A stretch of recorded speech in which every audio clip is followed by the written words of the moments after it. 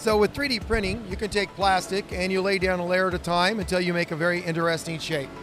And if you do it right, the shape is relatively strong, okay, and as such can be useful. Some of the plastics that we put down are like this, which is a peak, and that is good to well over 300 degrees centigrade, which means I can set paper on fire with it before it melts. All right, and we have some other materials that we work with. Our claim to fame is if you see all the heads up here, we would deal with over 10,000 different materials. So we can print, that's clay, and we can also print ABS, and we can print Ninja Flex. So you have a crushable material, and then we can mix them together where you're printing a hard material and a soft material. Oh, that one I broke, so let's get another one. All right, so hard material, soft material, and you can see that flexes, and it's very strong. So this is a living hinge, okay? As an example, we do a lot of bioplotting with people doing research in the medical field, and this is what happens when you don't clean out your instrument. So this is polyurethane, and a lot of bioplotting likes to use polyurethane because your body's cells love polyurethane. It's like a candy bar for them. So what we do is we print the shape they want, they put the cells on, and then the cells start eating into it and say, wow, this is good, let's stick around. It's a buffet line.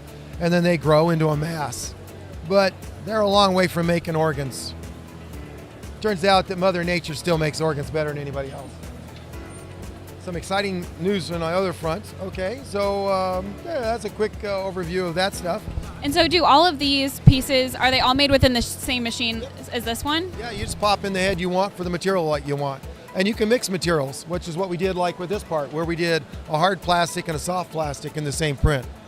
We can also get anything you can buy at Home Depot in a caulking tube, we can print with that. Oh my gosh, that's incredible. I had no idea there were so many options and opportunities that you could use within 3D printing.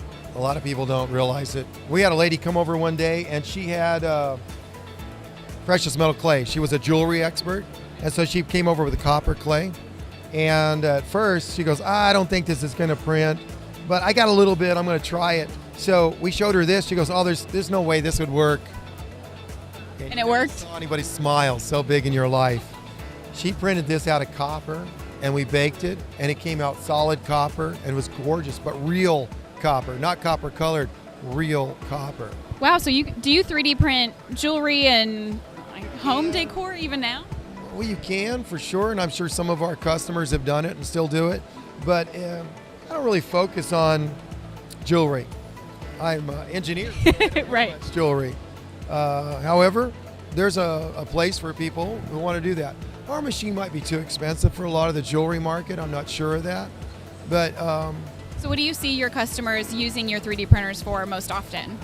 Our biggest customer base is research people, because we love research people, we love young people, we love people that are in universities trying to learn new stuff. And so we've made a platform for them to experience different technologies, printing, circuit board manufacturing. Now we're looking at injection molding and die casting. So that helps your mechanical engineers and your electrical engineers see the full food chain that they need to know in order to be good at their profession. And then besides that, we have lots of material science people. And lastly, bioplotting. So you do a little bit of everything then, don't you? Well, I mean, if the shoe fits, wear it. So it turns out that we're pretty good with material science, and we understand what the needs are. And so we're able to make custom heads to let them do the jobs or the projects they're trying to do. Wow. That's amazing. And so while you're here at Fabtech for these 3 days, what are you hoping to accomplish over the course of this week? Truthfully, Fabtech was just a lark. It's in our backyard. So price point, it was good. And we just want to see what everybody else had and maybe meet a few people. So, and we've already made some really nice, I hate the word friends. We made some good contacts where I believe some synergy will take place. But if it doesn't, everything about a trade show means everybody had to get organized. This is the most organized my guys have ever been in 6 years. So, well, that's what it's all about, isn't it? Well, for Georgia Manufacturing News, I'm Annie Jorgensen with Carl Gifford and Hyrel 3D Printing.